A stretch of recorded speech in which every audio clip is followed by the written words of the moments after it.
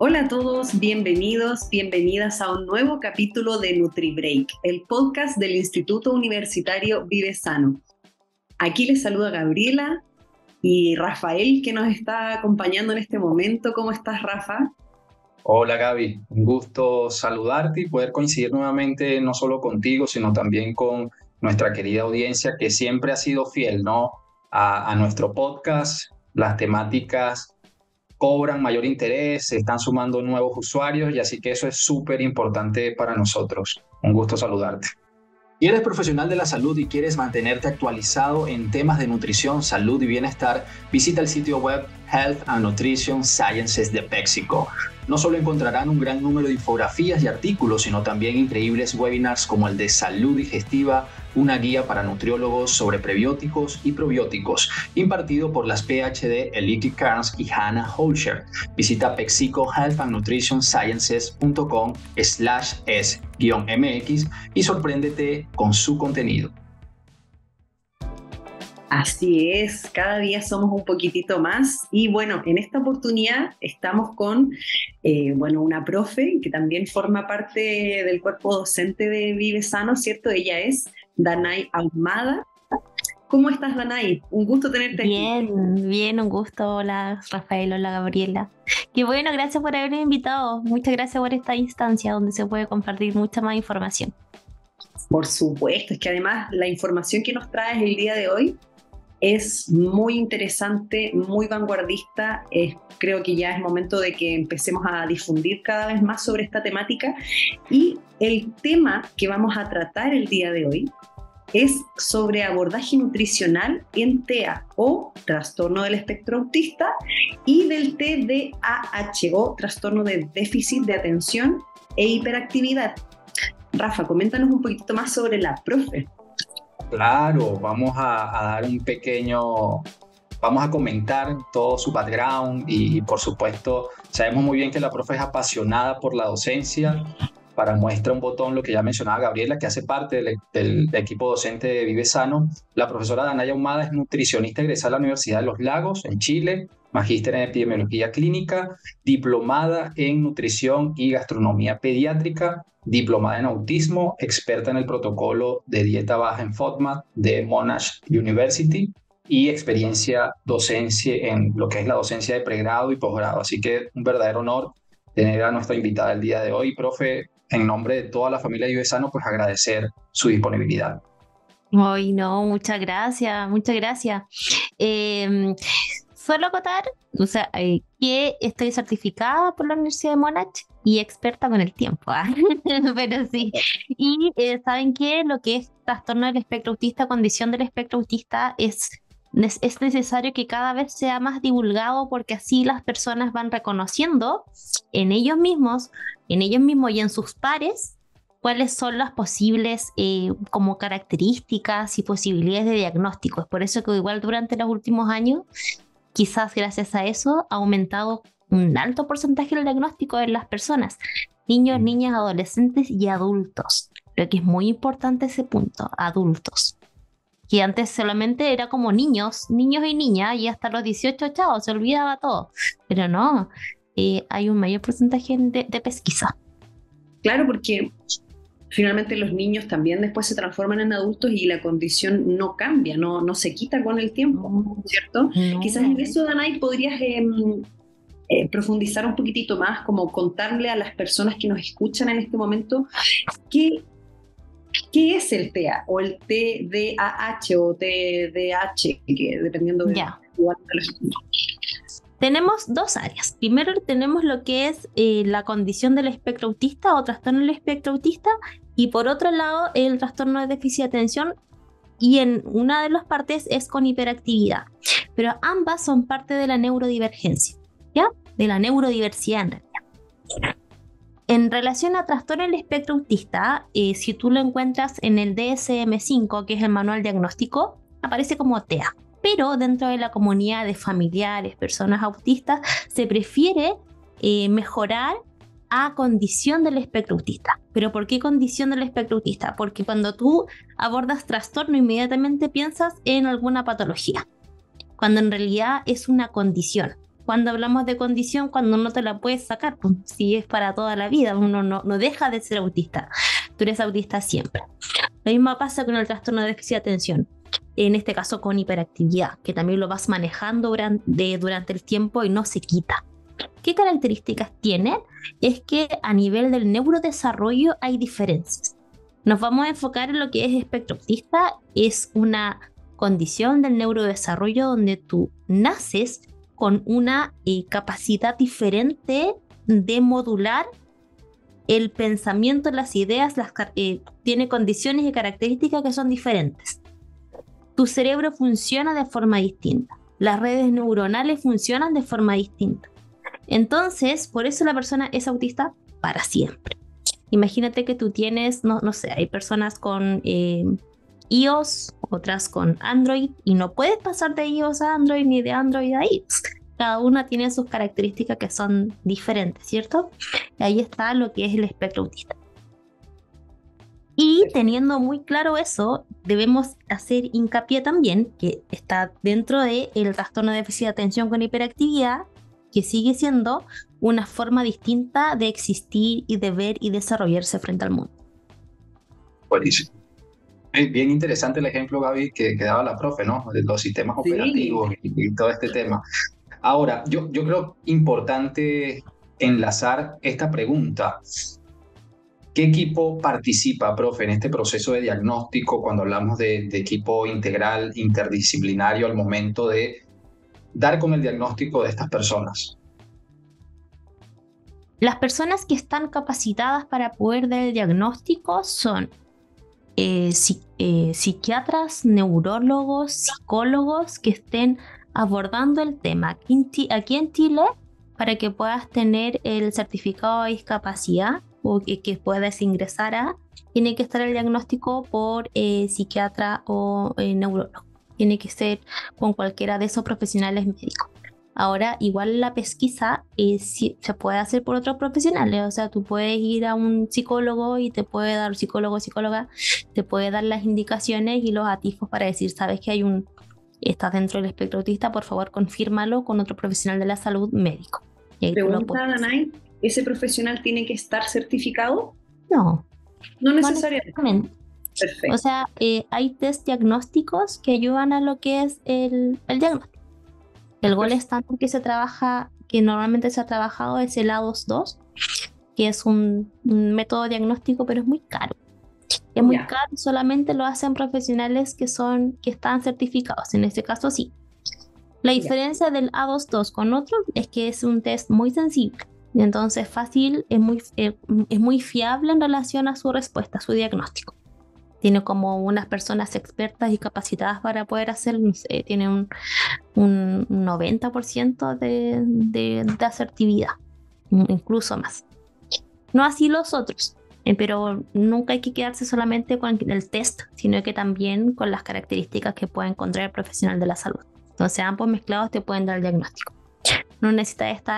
No hay una certificación nacional que diga estas personas están capacitadas para... puede hacerlo otro profesional o cualquier profesional dentro del área. Perfecto.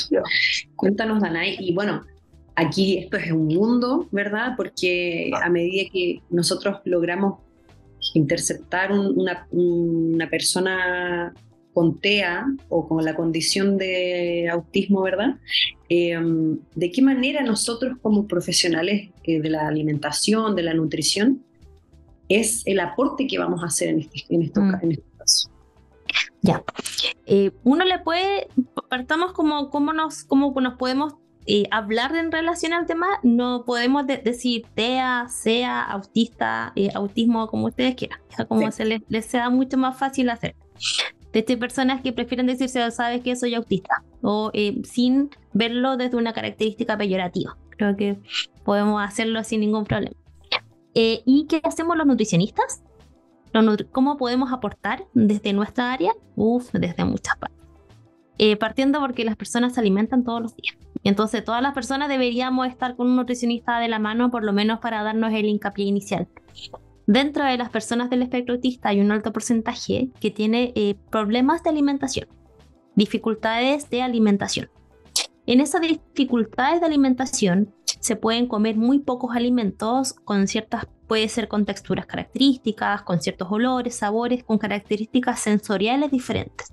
No en todas las personas autistas, pero sí en un porcentaje elevado. De hecho, hace el año 2022 hice un estudio con unas colegas acá en la región de la Araucanía y el 90% veía que tenía algún tipo de selectividad alimentaria. O sea, los alimentos que consumían eran muy pocos, un 90% de la Araucanía.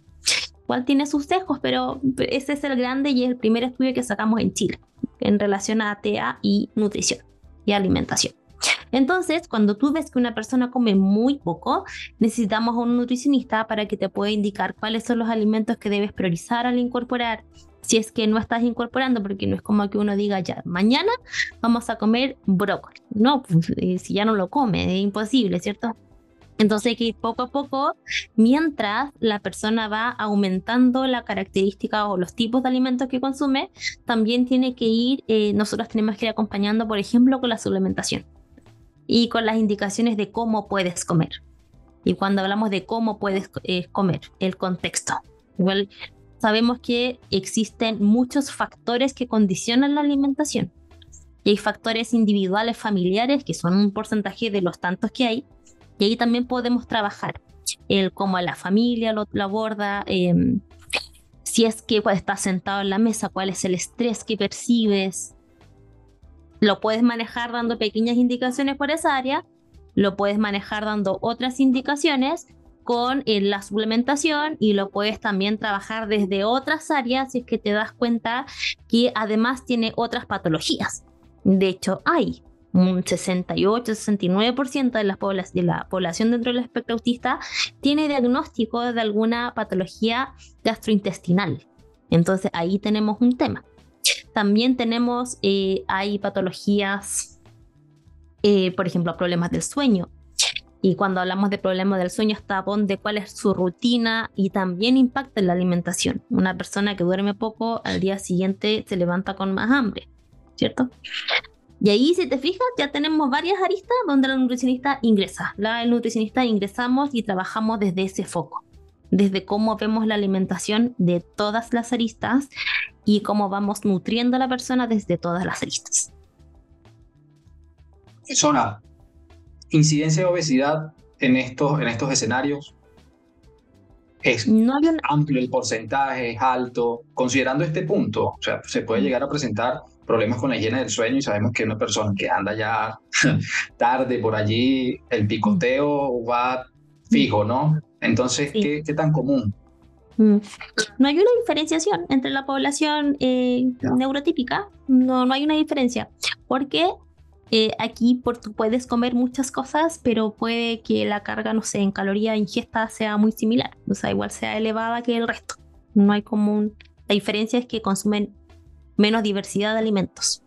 Claro, eso quería decir yo, porque a veces es tanta la selectividad alimentaria que la variedad de alimentos es muy limitada y eso puede, llevar a una malnutrición, eventualmente, ¿no?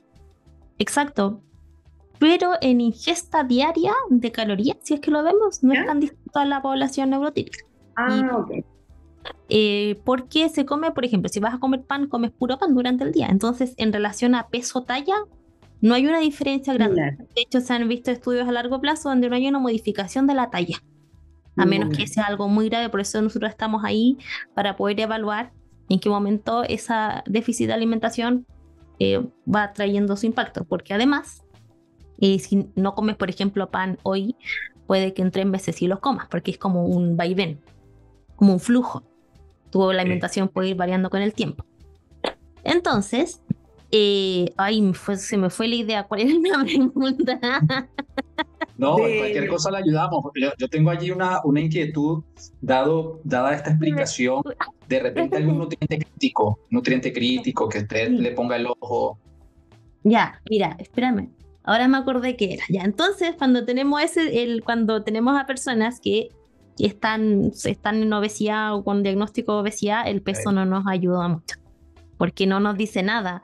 Entonces aquí tenemos que ir a características, signos, síntomas, exámenes de laboratorio si es que es posible, una anamnesis súper profunda, porque el peso de talla nos dice nada, a menos que lo veamos a largo plazo. Ya a largo plazo sí puede traernos alguna modificación, pero a corto plazo, por eso no vemos tanta diferencia entre una población y otra.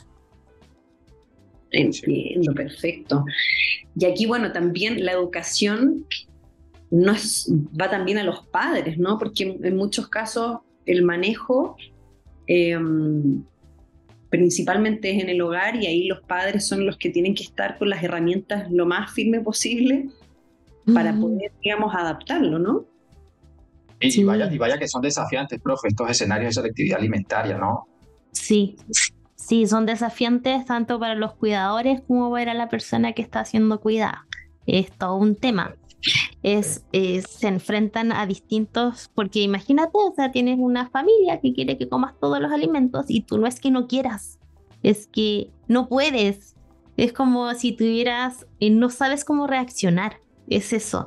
Y nuevamente voy a hacer como la analogía. Imagínense, están en una esquina y quieren cruzar la calle, pero tienen 5 semáforos a la vez y no saben cuál utilizar, qué hacer. Y es lo que pasa cuando estamos hablando de algún tipo de problema sensorial y más que tiene relación con la alimentación.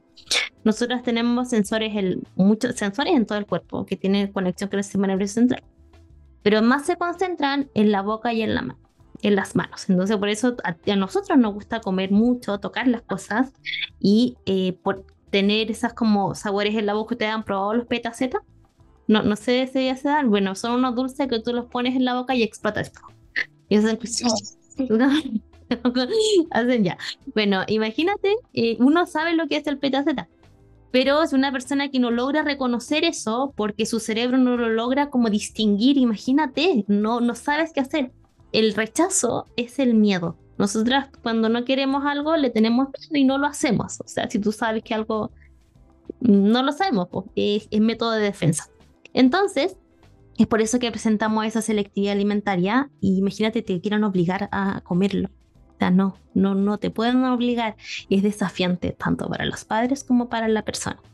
Y a los padres o a los cuidadores, ¿cuáles son los que uno tiene que hacer? Es entregarles las herramientas para un autocuidado y las herramientas también para que pueda entregar las indicaciones y un abordaje adecuado en su casa. Porque los cuidadores están 24/7 en la casa. Ellos son los que tienen que tener las herramientas necesarias. Y es todo un tema abordarlo en consulta, por eso quienes se dedican a lo que es selectividad, déficit, dificultades de alimentación, son unas cabos, todo lo que son sequísimos, son muy buenos, porque tienes que tener todas las herramientas y una postura de te estoy acompañando y te estoy apoyando y aquí estoy para las preguntas que necesites. Eso es como una actitud que uno tiene que tener como un profesional. Y Rafael, tú me habías hecho una pregunta sobre los nutrientes, ¿cuáles pueden estar en déficit? Sí. Normalmente pueden estar en déficit. Se hizo un estudio en China el 2019-2018 en Beijing, creo que fue. ¿Y cuáles son los que hicieron la comparación entre la población neurotípica y la población que está en el espectro? Y tienes déficit de calcio, hierro, vitamina D, zinc, ácido fólico, entre otros nutrientes. Y eso netamente por la ingesta, porque después uno va viendo los estudios y te das cuenta que es nada más que nada por la ingesta de alimentos, y en algunos lugares, como en Chile, y ya tenemos déficit de vitamina D por la exposición, por la latitud y todo, y además una baja ingesta, peor todavía. Esos son los nutrientes. Gracias, profe. Ahora, que muy probablemente, porque esta es una recomendación que prácticamente va fija al momento de la consulta, esa recomendación de, mira, él va a repetir lo que usted hace en la mesa. O sea, estas pautas van a estar definidas para el grupo familiar. ¿Aplica también en este escenario, profe? De que ellos aprendan por lo que hacen sus padres, sus hermanos. Debe todo el grupo familiar sumarse a ese protocolo sugerido por el nutricionista. Sí, y le agregamos un factor de dificultad un poco mayor. porque ya la familia no va a tener ningún tipo de problema para comer. Y ya veamos el escenario perfecto donde todos comen súper bien, y cuando hablamos de comer bien es se sientan, no se estresan, no se gritan, cocinan en la casa, todos juntos. Un escenario pero perfecto de alimentación. Ya le colocamos un poco más de problema y se nos hace un poco más de grito, cómete la comida, siéntate bien, ya empezamos a dificultar un poco más la experiencia alimentaria. Ya. Considerando esa experiencia alimentaria, también agregamos, cuando hay problemas de sensorialidad y que van comiendo poquito, vamos agregando no me acuerdo si son 23, 21 o 32 pasos, voy a ser súper sincera, tengo la imagen en la cabeza, pero no me acuerdo ya. Son pasos que tú tienes que seguir para poder alimentar, y todos los tenés. Entonces, cuando tú quieres incorporar, el primer paso parte desde el aceptar ese alimento dentro del mismo espacio. Por ejemplo, ese alimento dentro de la misma pieza. Cuando llevan la comida por ejemplo, desde la cocina a tu mesa. He tenido usuarios, por ejemplo, que me dicen no puede ni ver la lechuga.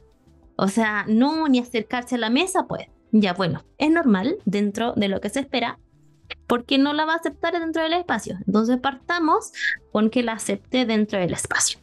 ¿Ya? Entonces poco a poco vas exponiendo, puedes exponer, no sé, 20 veces, muchas veces, no hay un número específico de veces, exponer muchas veces de forma muy natural para que vaya aceptando por lo menos ese alimento dentro del espacio. Ya, lo aceptó dentro del espacio, eso no significa que lo vaya a comer. Dentro del espacio lo acercamos en la mesa, después que lo acepta en la mesa, vamos al paso a que lo huele, a que lo acerca, a que después más adelante lo toca y después más adelante se lo lleva a la boca y lo escupe, después se lo lleva a la boca, quizás muerde, mastica 2 veces y lo vuelve a escupir hasta que en el último proceso y final lo come. Y eso ya es todo un proceso y que parte desde aquí hasta allá, o sea, desde que no lo aceptas dentro del mismo lugar hasta que lo tocas con la boca, o sea, con los dedos, lo hueles, te acercas, lo exploras y después lo pruebas y después te lo comes. Ya, abordemos esos pasos, más las características familiares que deben existir, y mezclamos todo y recién tenemos el acto de alimentación per se perfecto. Entonces realmente es un tremendo desafío. Y aquí yo creo que lo principal es uno como profesional contener también a la familia y bajar a veces un poco la cuota de ansiedad, porque uno, bueno, yo soy madre, no sé, hablo como desde saliendo del papel, el rol de profesional y entrando en el de madre, cuando uno ve que su hijo no se está alimentando mal, entra una ansiedad donde uno quiere que se solucione lo más rápido posible el problema. Y esto es un trabajo que toma tiempo. Entonces aquí, tal como mencionas, tú te pusiste en el rol de cuidadora, ¿cierto? De mamá. Y ahora yo me pongo en el rol de nutricionista y la actitud que debo tener es contenedora. Es contenerte y regular también las expectativas. Gabriela, va a estar todo bien, vamos a estar juntas de la mano durante este proceso, las dudas que tú vayas teniendo las vamos a ir resolviendo, hay que tener paciencia, un alimento no se come al mes, se puede comer a los 6 meses y eso es súper importante. Y cuando te dedicas lo que esté, cualquier atención en sí en pediatría o cualquier etapa de la vida, tienes que tener la preparación necesaria para contener y por sobre todo para regular nuestras propias expectativas como profesionales. Que a veces queremos que todo sea ahora ya. No, el ahora ya no existe. No está. Nada sale bien de la ahora ya. Y ahí están nuestras propias expectativas de regular ya. Si me regulo yo, no me frustro, porque uno se frustra como nutri. Cuando las cosas no salen, tú te frustras, como, ¿por qué el A más B no me da C? Pero si te frustras tú, ¿cómo no se va a frustrar la familia? Así que partimos nosotros regulándonos, autorregulándonos, no frustrándonos, y después damos la contención necesaria a la familia, y esa familia va a aportar también a la persona. Nosotros claramente regulamos a todo el equipo. Y también nos contenemos dentro de todo un marco, que es el equipo profesional, porque no estamos solas en el acto de alimentación. Para alimentarte necesitas muchas áreas y para nutrirte también necesitas muchas como aristas. Y allí está todo el equipo de trabajo donde uno es parte del proceso. Exacto. Gaby, creo que hay una pregunta de examen, o sé que también nuestra audiencia muy probablemente pueda tener esa inquietud, Ay, qué porque difícil. mucho se habla, profe, no, es que no, está fácil, Doble de tambores. mucho se habla y el representante Abre sabemos, para. sí, el representante muy probablemente fijo en consulta que se la pregunta, ¿qué alimentos evitar? ¿Sí? Háblese en procesado específicamente, el azúcar específicamente, qué sé yo, ¿cuáles son los alimentos a los que hay que prestarle mayor atención y evitar en estos escenarios? Ya. Tú tienes distintos tipos de alimentos.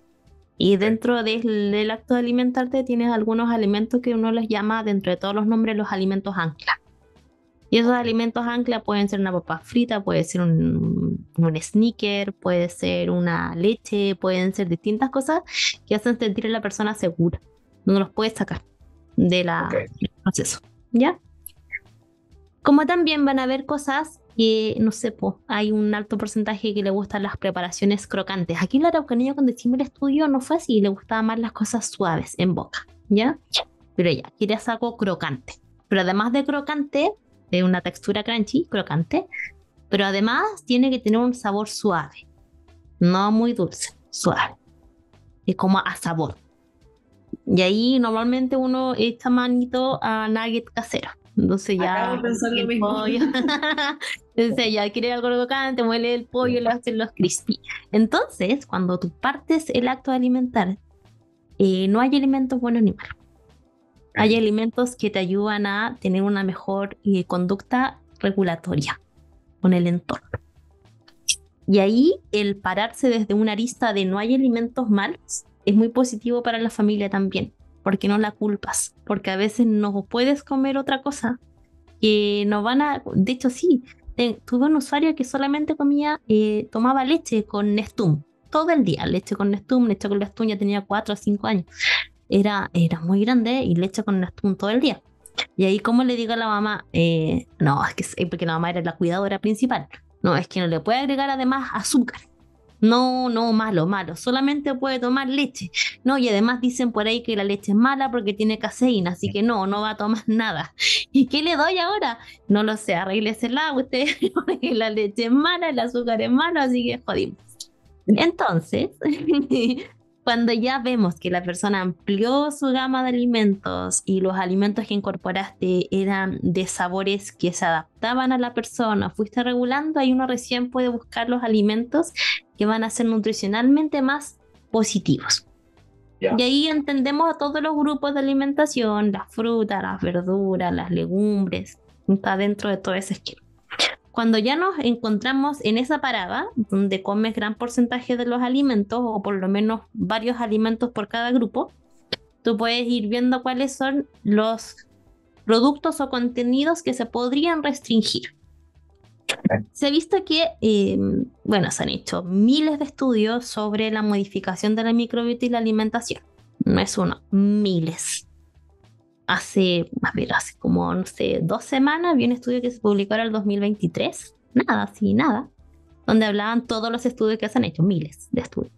Y la mayoría lo relaciona con problemas gastrointestinales, pero también con problemas psiquiátricos, por ejemplo, depresión u otros.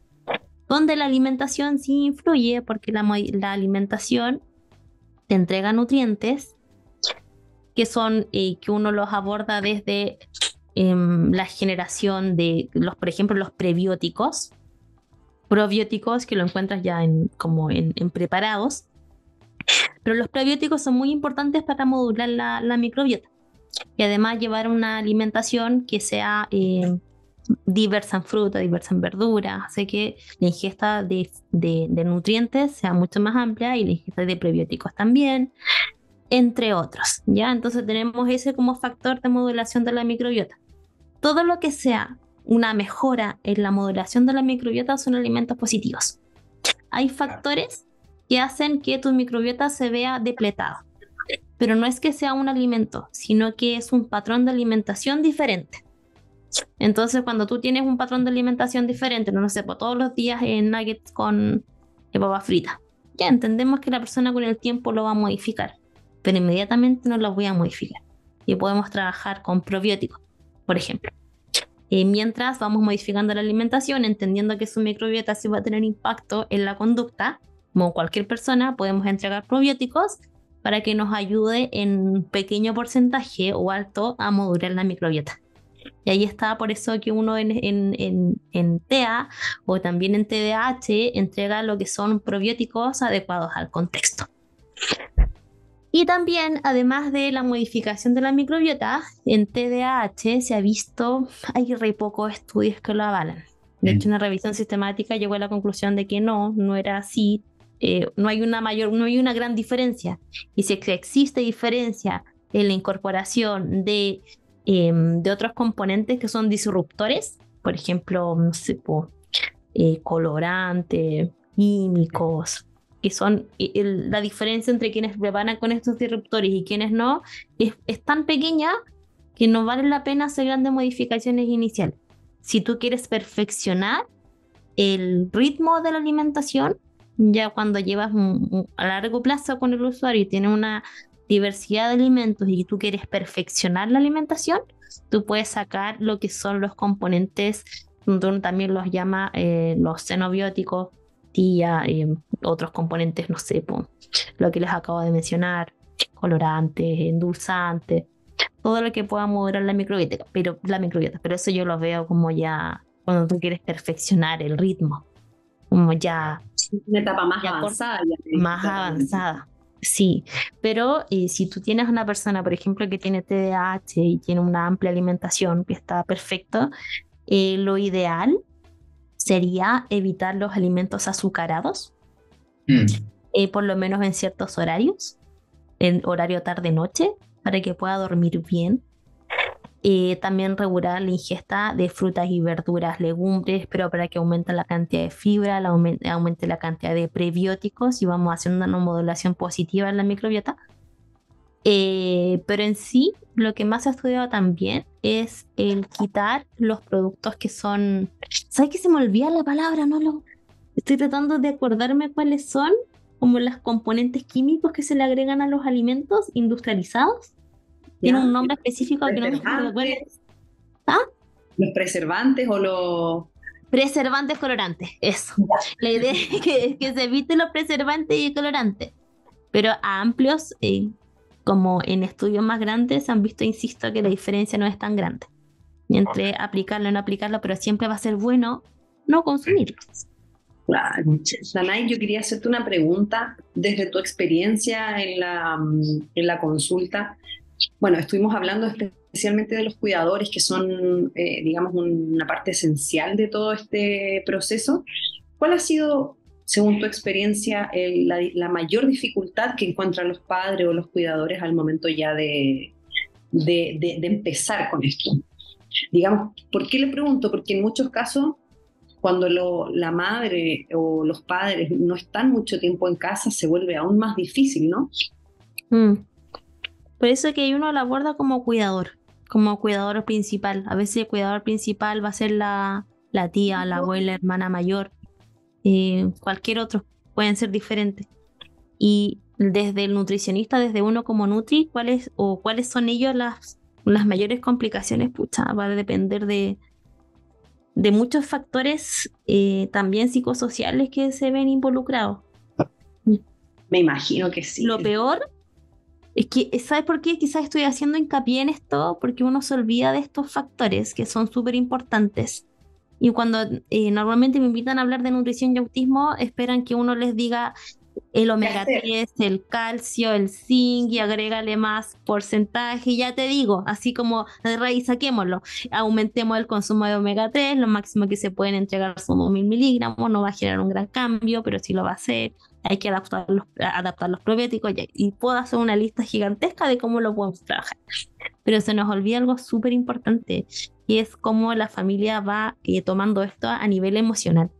el diagnóstico, el duelo diagnóstico, el cuántos hijos más tienen, cuáles son las personas que están a cargo, si es que hay más personas que tienen, por ejemplo, algún grado de discapacidad en la casa, si es que la persona que están cuidando puede hablar, puede decir lo que necesita, el consumo de medicamentos. Entonces, lo más grave que yo he tenido, el caso desde lo más complejo, ha sido cuando la cuidadora principal no tienen trabajo, porque aunque no lo creas, pasa mucho de que la cuidadora principal es mujer, primero, y muchas mujeres, mientras más complejo es el autismo, mientras más dependencia tiene, más,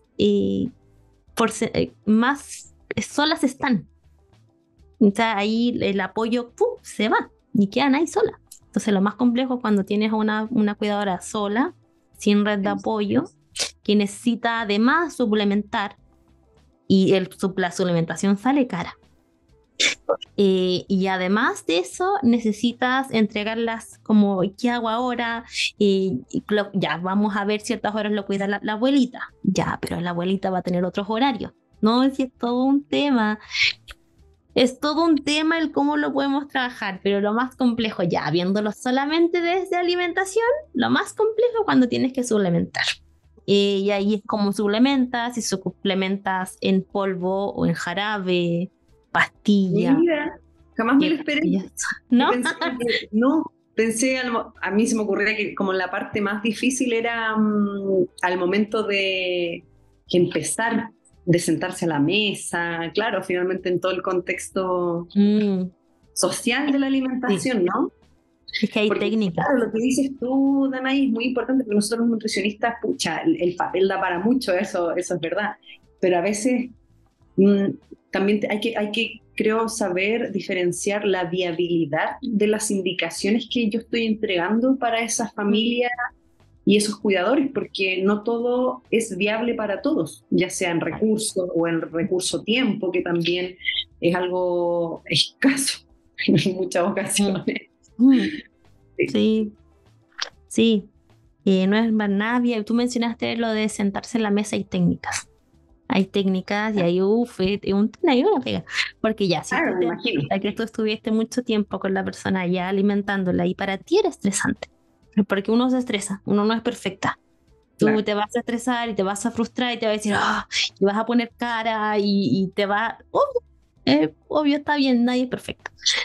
Pero también generaste un entorno estresor para el niño, la niña, la persona. Y tenemos que aceptarlo también como tal. Entonces, hay técnicas donde, ¿por qué no vemos la incorporación de alimento con otra persona, en otro espacio, que no sea esa mesa? Y si nos vamos a un lugar que le guste, si nos vamos al patio, y si si va al patio con una persona que le agrade, por ejemplo, con su hermana, hermano, tío, tía, pero que generemos esa dinámica, quizás no todos los días, pero ciertas veces a la semana, y ahí, si te fijas, vamos a ir regulando poco a poco. Y cuando mencionas que no todo es viable, no todo es viable. Y ahora, después de que llevamos harto rato hablando, los voy a poner a ustedes como nutris a pensar ya. Vimos todas esas variables, pero me dijeron por ahí que la dieta libre de gluten y caseína es lo mejor para el autismo. Así que tú ahora vas a sacar todo lo que tenga gluten y además todos los lácteos que hacemos. Saco el pelo, eso hago. Me saco las pestañas. Wow, que te quedas pero sin muy pocos recursos. Estupefacta. Como diríamos, quedar negro, quede negro. ¿Qué te iba a decir, Danay? Y además, si sumamos, en este caso, que a lo mejor ese paciente utiliza los alimentos altos en caseína y gluten como un alimento ancla. Sí. Lo bueno de esto es que la dieta libre de gluten y caseína no se ha visto que tenga un impacto en la población. No, o sea, llevo estudiando esto desde, no sé, hace 8 años. No, más. Y desde esa fecha hasta ahora no hay estudios como rigurosos a largo plazo que vean el efecto que puede provocar quitar el gluten y la caseína dentro de la alimentación. Entonces esa sería una indicación no clara, no abordable y no necesaria. A menos que tengas alguna intolerancia, por ejemplo, una sensibilidad al gluten no celíaca, que puede pasar. Pero no es para todos los casos dentro del espectro autista, es para personas que tienen sensibilidad al gluten no celíaca. O es para personas que tienen problemas con la caseína. Sí. Bien interesante, Gaby, profe. Voy con esta pregunta de cierre, profe. Voy con esta pregunta de cierre porque, mire, pasó el tiempo volando, Gaby. Volando. Bien interesante el tema, ¿no? Profe, un tema ya de repente, este mensaje más positivista de anécdotas, de casos que han logrado pues ese éxito tan necesario de la participación como el nutricionista. ¿Qué nos puede comentar de esos casos exitosos que, mira, sí, en definitiva, nuestro rol, conociendo todas estas herramientas, por supuesto, porque el llamado es a documentarse en esta área, a formarse en esta área para lograr toda esa experiencia necesaria como la tiene nuestra profesora para garantizar el éxito, ¿no? de estos tratamientos? El caso más como... ya, primero lo mejor es cuando la familia se empodera de la información. Y con esto vamos a hacer algún cambio. Cambios en ellos mismos y en su entorno. Y el caso más exitoso que he tenido ha sido con SEA, con autismo y patología gastrointestinal en una persona con síndrome de Down, o sea, síndrome de Down, porque teníamos muchas características, o sea, muchas características que no, ¿cuáles son las características? La hipotonía que se puede presentar. Entonces tenemos una persona con hipotonía, con alta selectividad alimentaria, no verbal, en este caso.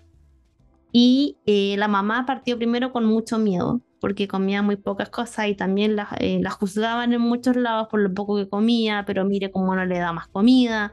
Teníamos problemas con que había dolor, que lo expresaba con mucha irritabilidad.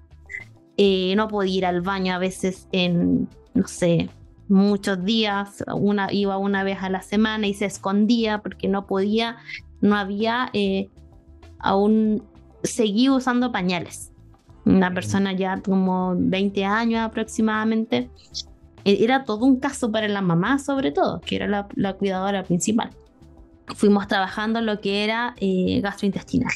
Fuimos viendo cómo podemos mejorar el área gastrointestinal y después vamos incorporando otros alimentos y después la mamá se empezó a relajar un poco más y cuando la mamá se empezó a relajar, también la persona se empezó a relajar y fue fantástico. O sea, después de un abordaje, no sé, meses, 3, 4 meses, la persona iba al baño día por medio. Podía ir avisando, o sea, tenía características donde la avisaba, estaba mucho más conectada también con ella. Empezó a consumir mucho más alimentos, insisto con eso.